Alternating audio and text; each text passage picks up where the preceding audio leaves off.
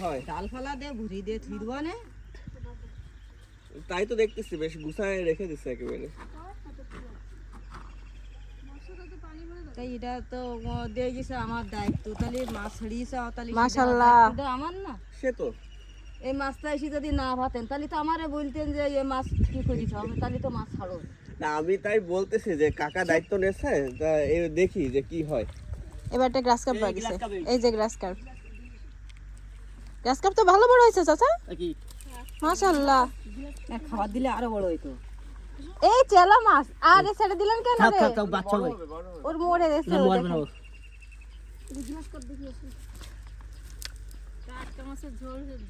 এই glass cup ফালে দে, ও বেলা বড় হবে।